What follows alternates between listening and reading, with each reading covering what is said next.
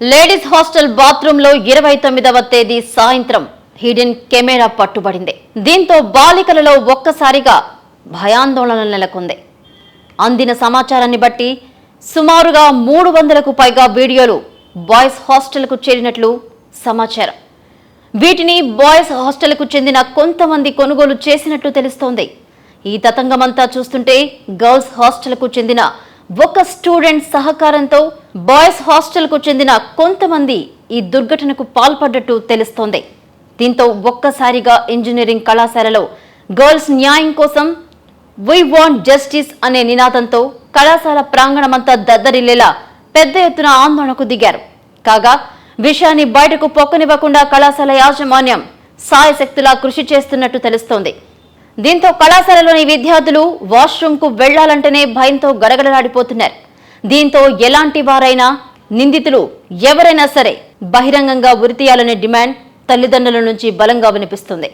దీనిపై ప్రభుత్వం తక్షణ చర్య తీసుకోవాలని, నిందితులను బహిరంగంగా కఠినంగా శిక్షించాలని, ఇటువంటి చర్యలకు పాల్పడాలంటే వెన్నులో వణుకు పుట్టేలా తక్షణ శిక్షణను అమలు చేయాలనే డిమాండ్ అన్ని వర్గాల ప్రజల్లో వ్యక్తమవుతుంది.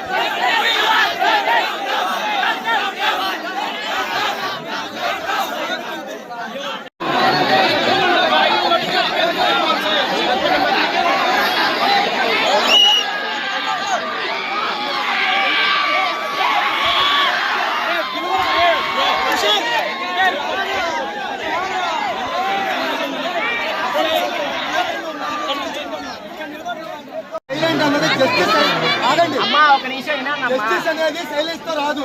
అది చెప్పట్లా విషయం క్లారిటీగా కమ్యూనికేట్ అవటం సైలెంట్ గా అవ్వాలి. కానీ కమ్యూనికేట్ అనేది చాలా మంది తెలిసిపోయింది, మినిస్టర్ల దగ్గరికి వెళ్ళిపోయింది, మీడియా ద్వారా స్ప్రెడ్ అయింది. పోలీసులు ఎటువంటి ఆధారాలు లేవు, ఇంకోటి ఏం లేదని చెప్తున్నారు. అది ఉందా లేదా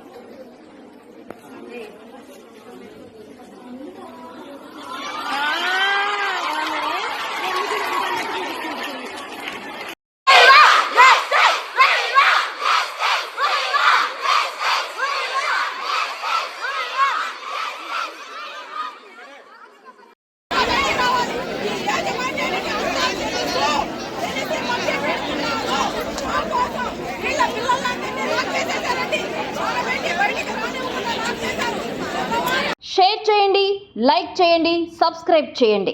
మరిన్ని వీడియోల కోసం బెల్ సింబల్ పై క్లిక్ చేయండి.